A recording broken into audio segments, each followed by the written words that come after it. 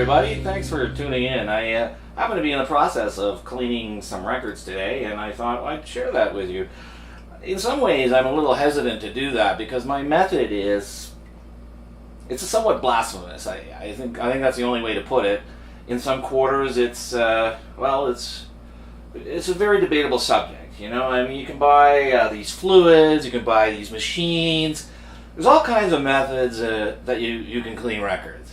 This is the one that over the years, in conversations that I've had with various people in the hobby, that I've come to develop, and the one that works for me. And it's fairly simple, and basically all it involves is taking a record and then washing it in the sink. So the sink has very, not overly warm water, very lightly, above room temperature water, and actually cooler water is better because the cooler water will help the label maintain its integrity a little longer.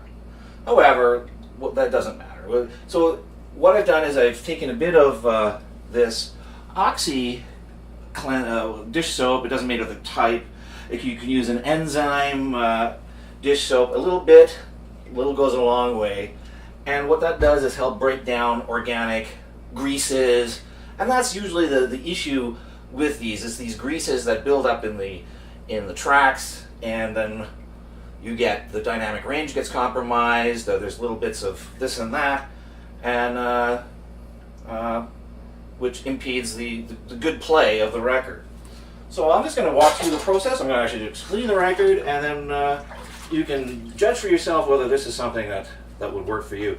Obviously, if you have the money, $1,000 for a record cleaning machine, I mean, that's the way to go. Because this is very time consuming, because you actually have to take each individual record.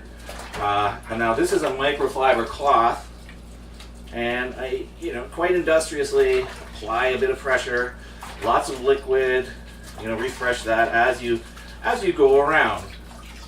Now, I have to say, I've done my entire record collection with this method. I don't plan on selling the records ever, so I'm not really concerned with how anybody else feels about this. And as I say, I mean, your mileage may vary, and if you undertake to do it this way, it's entirely at your own risk. However, I mean, if you have a second copy of something that you might want to experiment with, I say go for it. So anyway, I wasn't sure if I had said that. I said I used some of this. Now, I also use some isopropyl alcohol to break the surface tension of the water so that it can get into the crevices, the tracks. So that's all that. You don't need very much, just enough to break the surface tension.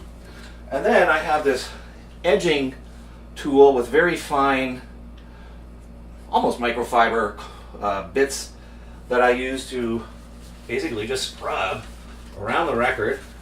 And this is the only thing I ever use this for, and I bought this specifically for that. Now this is a little overkill.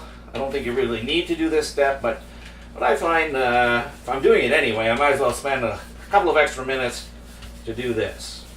So then I just go around both sides with that. I have a little placemat that we got from IKEA, and away I go. I'll just continue this. La la la la la la la la la la la la. Wrong time of year. Yeah, well. So you hope that gets clean. Well, I mean, it'll be that time sometime. So then I turn on the tap and then just rinse it briefly there, just to get some of the soap off, if there's any. Shake it out, and now I have a cooler here with some cold water, a bit of alcohol again to break up the surface tension, just to rinse any detergent that might still be on there. And by detergent, I mean dish soap. I'm going to give it a little shake, like that, put it on my handy dandy drying station, and I've got two microfiber cloths here. And I just go around, being careful not to abrade the label, just pat the label, because it's probably suffered a bit of softness. But once it dries, will have suffered no ill effects. So there. Just dry that. And though it's very absorbent, buy these at Walmart and get a bag for like $10 or whatever. Now the first couple of times you use these cloths, they will, I guarantee you, leave fibers in the grooves. But they don't leave very much. And after the first play, you can just, your stylus will pick that up. And it's not every time, it is sometimes, it depends. And then you just clean that off the stylus, and after that you'll have a perfect play through every time. And now what I've found is that this, and you can see, nice shine, both sides. And what I've found is that this method works extremely well. It's cheap. Oops, my pants are falling off. It's cheap, and it works for us. So I think that's it. I'm going to get busy and clean a few more records. I only have a few, but I wanted to keep up with that. And so there you have it. Thanks for watching.